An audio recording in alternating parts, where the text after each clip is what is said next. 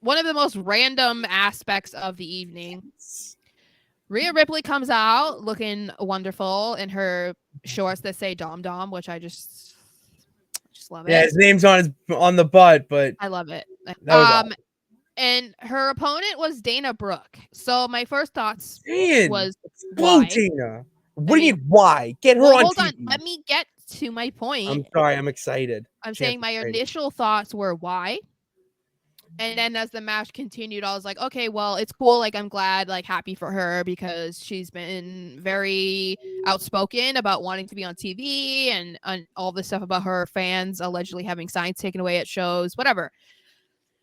The problem, of course, was that it was a squash match, essentially. It lasted a little bit longer than a typical squash match, but that was it. And the part that I just thought was weird was Natalya, but also the whole point of Natalya coming out and being like, I'm here to save Dana Brooke was like, that was weird. But the fact that Rhea did not let go of the submission hold and Natalya is walking, like, that's what it's fucking weird, man. It was just weird because I was like, why?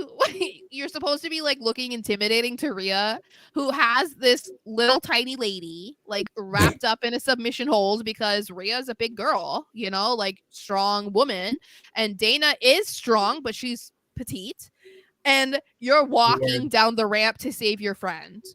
Like, why would she let her go? Like, why are you just walking? And then you stand in the ring and you're like, very bizarre. Like when I was watching it, all I could see was like, all right, she's walking down because she's gonna unload either a punch or a slap that just is gonna turn around the world essentially. And that's like, all right, Natalya's back with like an edge, and she's coming after the title, and Dana Brooke's gonna be there, and all that. But to have it just be a lackluster like confrontation.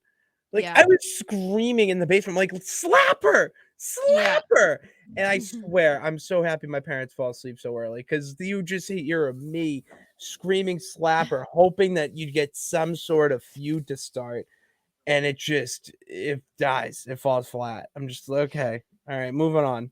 Like, it seems like this is their attempt to add, like, the next opponent for Rhea, which then makes me think, because when we were talking about the roster and how it shaped out for each show, the SmackDown women's roster is insanely packed, and the Raw roster is very much led by Becky and Rhea, and the other ones are like NXT call-ups, or kind of like the girls that are just in the middle or not even in the middle, they're below the middle, like that they need to be pushed. And so I think that's the problem that we're running into, is that Rhea doesn't really have a top tier opponent to go up against next because of the way the roster shook out. And so it's like, okay, Natalya could be good, but like, is anyone gonna care? Like, I don't know.